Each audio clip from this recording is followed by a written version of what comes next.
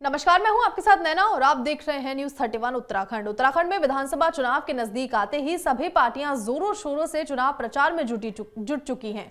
ऐसे में आज बागेश्वर जिले से आम आदमी पार्टी के प्रत्याशी बसंत कुमार ने प्रेस वार्ता का आयोजन किया, जिसमें उन्होंने बीजेपी और कांग्रेस पर जमकर हमला बोला और विधानसभा चुनाव में इस बार आम आदमी पार्टी की सरकार बनने की बात कही है। बागेश्वर में आम आदमी पार्टी के प्रत्याशी बसंत कुमार ने प्रेस कॉन्फ्रेंस के माध्यम से भाजपा और कांग्रेस पर जनता का उत्पीड़न करने का आरोप लगाया है। आपको बता दें कि उन्होंने कहा कि बागेश्वर की जनता ने भाजपा कांग्रेस को बागेश्वर के विकास के लिए कई मौके दिए हैं, लेकिन अब जनता विधानसभा चुनाव में भाजपा और कांग्रेस से परेशान हो चुकी है। ऐसे में अब उनके पास नए विकल्प के रूप में आम आदमी पार्टी है, जो जाति धर्म क्षेत्र के नाम पर नहीं बल्कि विकास कार्यों के बल पर काम करती है। साथ ही उन्होंने कहा कि वर्तमान में वो चुनाव में इतने व्यस्त हैं कि जो अन्य पार्टियां जिस तरीके से उनके ऊपर टिप्पणियां कर रही हैं, उन पर वापस टिप्पणियां नहीं करना चाहते। वहीं जनता उनके साथ है और विधानसभा चुनाव में निश्चित ही बागेश्वर में आम आदमी पार्टी विधानसभा सीट पर अपना कब्जा करेगी। साथ ही इस मौके पर उन्होंने भाजपा पर अपने कार्यकर्ताओं को बरगलाने का आरोप भी लगाया है। चीजें निकल के आ रही है। देखिए, आम आदमी पार्टी बागेश्वर में एक तरफा स्वीप कर रही है और बहुत लोगों ने आम आदमी पार्टी की नीतियों से प्रेरित होकर, आम आदमी पार्टी की नीतियों को से प्रभावित होकर आम आदमी पार्टी को इस बार उत्तराखंड प्रदेश में सत्ता पर लाने का मन बना लिया है। मैं समझता हूं कि जैसा बागेश्वर में स्थिति दिख रही है, वैसे पूरे उत्तराखंड के अधिकांश विधानसभाओं में है और चौंकाने वाले परिणाम आपको मिलेंगे, क्योंकि इसका एक कारण ये भी है, अभी भी बागेश्वर विधानसभा में मेरे साथ भी जो हो रहा है या फिर अन्य विधानसभाओं में भी अन्य प्रत्याशियों के साथ, आम आदमी पार्टी के प्रत्याशियों के साथ हो रहा होगा, वही भड़काकर जाति धर्म संप्रदाय के नाम पर लोगों को बेवकूफ़ बनाकर और छद्म राष्ट्रवाद की परिभाषा गढ़ के जनता को बरगलाने की कोशिश की जा रही है। लेकिन बिजली, पानी, शिक्षा, स्वास्थ्य, रोजगार, रोटी, कपड़ा और मकान, संविधान की मूल अवधारणा पर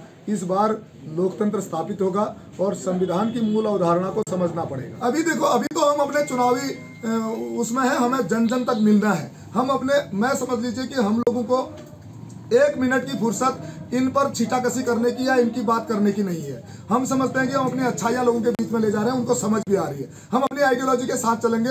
अभी ये कुछ भी करें, लोगों को समझ में, मैं बता रहा हूँ, परसों की बात है, इनके जो है राष्ट्रीय अध्यक्ष JP नड्डा जी आए थे और बागेश्वर के लोगों को ये तक पता नहीं चला कि कौन आया था।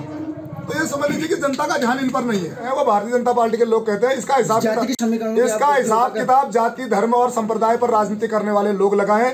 मैं भारत का एक व्यक्ति हूँ, भारत के प्रियम्बल को, संविधान के प्रियम्बल को मानता हूँ। हम भारत के लोग, हम भारत में रहने वाले लोग, सबकी भूख प्यास एक जैसी है। हमारे खून का कलर लाल है और हम इस तरीके की भावनाओं पर विश्वास नहीं करते हैं। हम एक राष्ट्र की भावना से 135 करोड़ जनसंख्या को देखते हैं। हम छद्म राष्ट्रवाद की बात नहीं करते हैं। समाज को बांटकर राजनीति करना हमें नहीं आता है। अंग्रेजों की तरह फूट डालो और राज करो की राजनीति तो भाजपा और कांग्रेस वाले करते हैं। उनको इस पर गणित लगाने दीजिए। बसंत कुमार इंसानों को कमाता है, उसकी जाति देखकर नहीं कमाता है। लोग मुझसे प्यार करते हैं, स्नेह करते हैं, हर संप्रदाय के लोग करते हैं। मैं ये बता देना चाहता हूं और मैं इंसानियत और मानवता का पुजारी हूं। प्रेम ही मेरा सबसे बड़ा धर्म है और प्रेम को स्थापित करूंगा। हर वर्ग के इंसान को अपना बना के दिखाऊंगा। अच्छा, विपक्षी दलों द्वारा ये भी बोला जा रहा है, एक बात भी है, उनके लिए झूठे वादे हैं। भारतीय जनता पार्टी और कांग्रेस वाले हमारे वादों पर भरोसा ना करें, क्योंकि उन्होंने सत्ता में बैठकर कभी ऐसे वादे पूरे किए नहीं है। हमारे पास तो कैलकुलेशन है। उत्तराखंड, दिल्ली में भी ये होता था। दिल्ली में भी जब 2013 में आम आदमी पार्टी ने वादे किए तो हमारा मजाक उड़ाया गया। इनका काम मजाक उड़ाना है। मैं आपको एक छोटी सी एक कहावत बताता हूँ। हमारे ग्रामीण स्तर पर, हम गांव के रहने वाले लोग हैं, उत्तराखंड के लोग हैं, कुमाऊं के परिप्रेक्ष्य में पलते हैं। हमारे गांव में किसी की शादी हो जाती है ना, किसी लड़की की, तो गाँव के सबसे ईमानदार आदमी को भंडारी बनाया जाता है। भंडारी यानी कि जो रसद सामग्री वाली जो जगह होती है, जो कमरे में रसद सामग्री रखी जाती है, वहां पर उस आदमी को इंचार्ज बना दिया जाता है।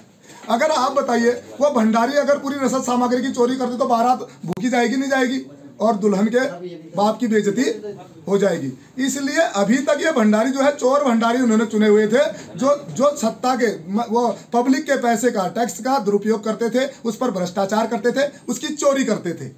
हम लोग ईमानदारी से कहते हैं 60,000 करोड़ का उत्तराखंड का बजट है, 24,000 करोड़ कमीशन खोरी में चला जाता है। 24,000 करोड़ की कमीशन खोरी को जड़ से खत्म करेंगे।